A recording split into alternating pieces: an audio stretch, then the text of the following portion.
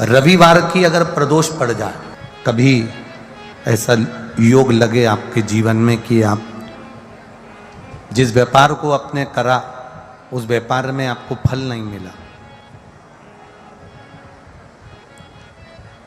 फिर आपने व्यापार चेंज करा, फिर बदल कर देखा, फिर उस व्यापार को कर देखा, उसमें फल नहीं मिला,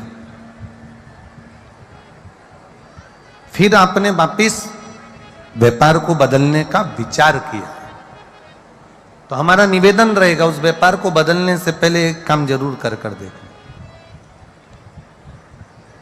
3 स्थान पर बेलपत्र को चढ़ाकर देखिएगा।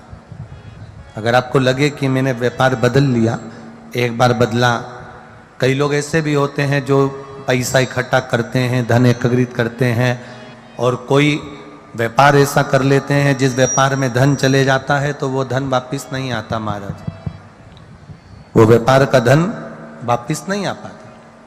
तो बड़े दुखी होता है कि भाई मेरा गया हुआ पैसा नहीं आ रहा, मैं बड़ा कष्ट में हूं, मेरा खुद का ही आ जाए ना तो मैं निहाल हो जाऊं, मेरा अपना ही नहीं आ रहा जो गया हुआ है, तो मैं क्या वर्णन करूं, उसको क्या कहूं।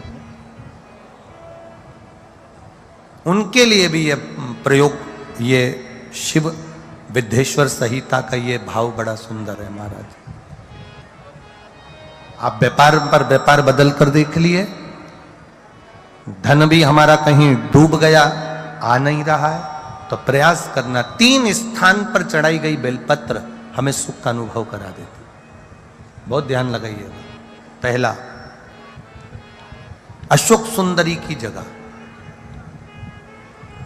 अब ये बेलपत्र जब भी आप चढ़ाएंगे तो रविवार की अगर प्रदोष पड़ जाए, कौन से दिन? रविवार की प्रदोष के दिन ये प्रयोग अवश्य कर देखिएगा। ज्यादा बार नहीं करना है, केवल एक ही बार करना, बाबा उस स्वयं कृपा करेगा।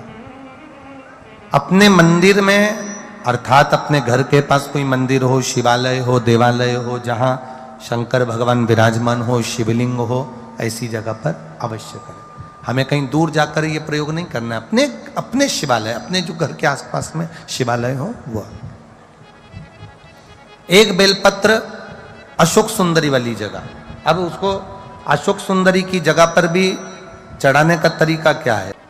जब हम बेलपत्र चढ़ाएंगे तो उस बेलपत्र को चढ़ाते समय आपकी जो बेलपत्र की डंडी है, वो बेलपत्र, रविवार प्रदोष के दिन का ये उपाय है महाराज। ये बेलपत्र की जो डंडी है, इस डंडी का भाग शिवलिंग की ओर होना चाहिए। ये जो डंडी है, इसका भाग अशोक सुंदरी पर जब चढ़ाएंगे तो शिवलिंग की ओर इसका भाग होगा महाराज। दूसरी, बेलपत्र को जब हम समर्पित करेंगे, जया, विषहरा, शामरीवारी, दौतली, देव, मान लो जलाधारी ऊपर नहीं है शंकर जी के, तो उसका स्मरण कर 5 कन्याओं का नाम लेकर जया, विषहरा, शामलीवारी, दौतली, देव, इनका स्मरण कर शंकर भगवान के शिवलिंग पर बेलपत्र रखेंगे।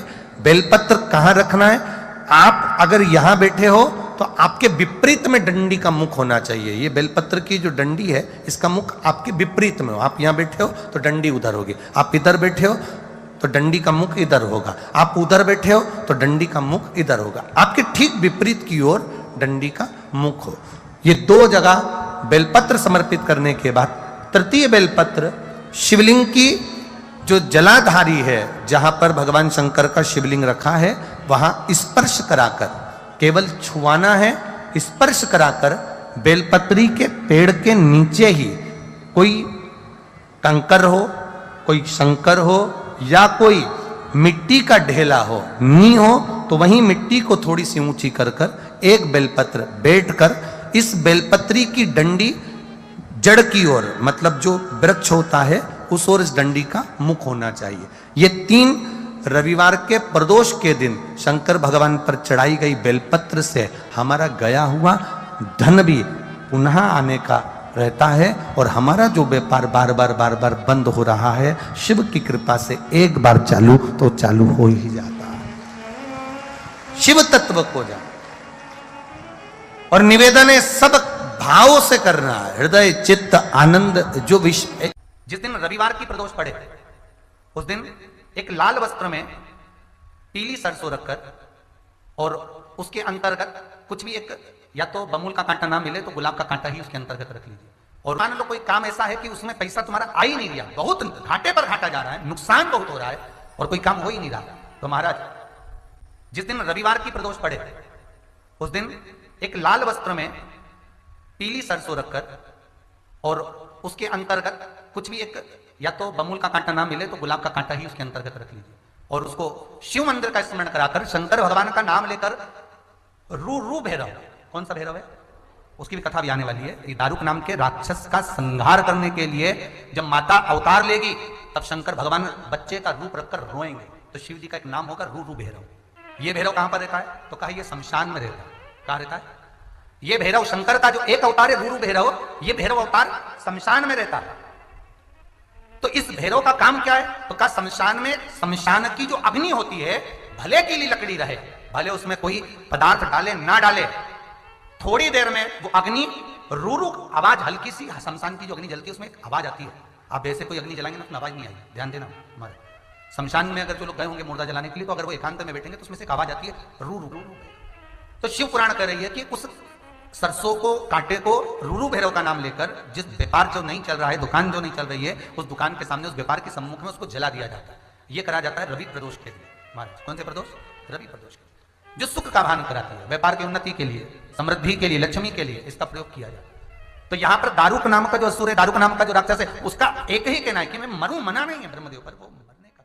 नंदी का एक पांव जो ऊपर होता है, आप लोग दर्शन करे होंगे शंकर जी के मंदिर में नंदी के, तो नंदी का एक पांव उठा हुआ होता है, एक पांव नीचा की ओर होता है। हड्डी से जुड़ा हुआ रोग, नेत्रों से जुड़ा हुआ, मस्तिष्क से जुड़ा हुआ कोई रोग रहता है तो एक नीले कलर का फूल आता है महाराज, उस फूल में हल्दी डालकर गुरुवार का प्रदोष पड़ने पर जो नंदी के पांव के पास समर्पित कर देता है महाराज, उसका रोग धीरे धीरे समाप्त होने लगता है।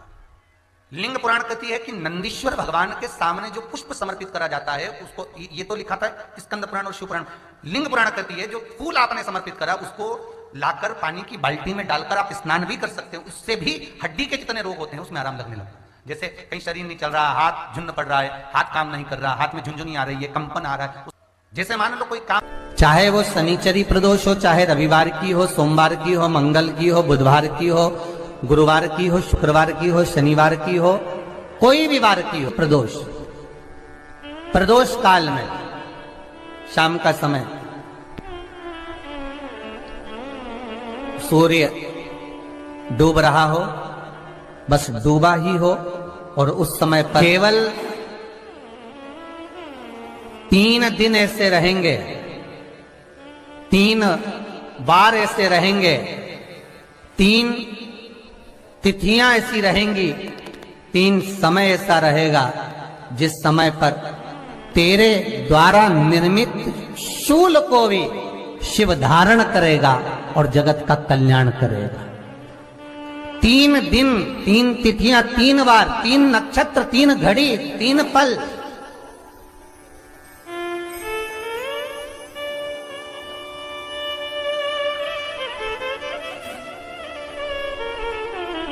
जिसमें बाबा शूल भी धारण करते हैं, और शूल अकेले धारण नहीं करते महाराज, जो धतूरा होता है ना, दर्शन करें धतूरे के, कांटे कांटे सा होता है धतूरा, तो वो धतूरे के साथ में बाबा शूल धारण करते हैं, बेलपत्री के शूल को। ये बहुत बहुत आनंदमय कथा है महाराज जी,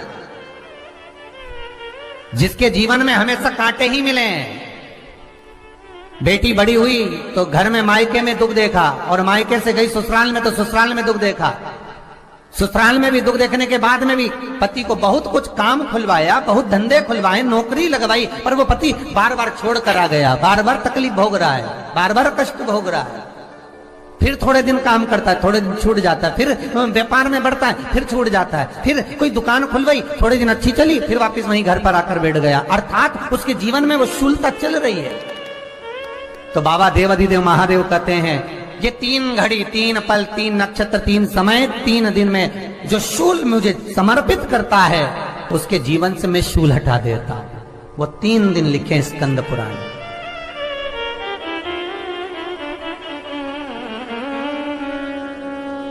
महाराज जो प्रदोष आती है बैसाख के महीने में, बहुत ध्यान से सुनना भाई, जो अपनी जिंदगी से बहुत तंग आ गए हो, परेशान हो गए हो, कष्टमय जीवन जी रहे हो, बहुत दुखी हो गए हो, उनके लिए ये स्कंद पुराण का चरित्र फिर मिले ना मिले, आप प्रेम से सुन लो भाव से। पहला प्रदोष, चाहे वो शनिचरी प्रदोष हो, चाहे रविवार की हो, सोमवार की हो, मंगल की हो, बुधवार की हो, गुरुवार की हो, शुक्रवार की हो, शनिवार की हो, कोई भी वार की हो, पर बैसाख महीने की प्रदोष, प्रदोष काल में शाम का समय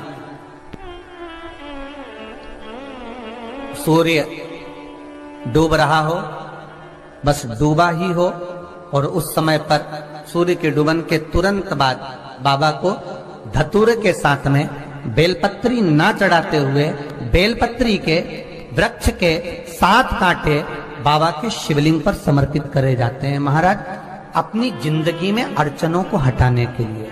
फिर आप जिस व्यापार में उतरे, जिस व्यवसाय में उतरे, जिस नौकरी में उतरे, आप दिल से करें, आपको तरक्की मिलेगी। आप हार नहीं सकते, नीचे नहीं आ सकते, उन्नति पर ही चढ़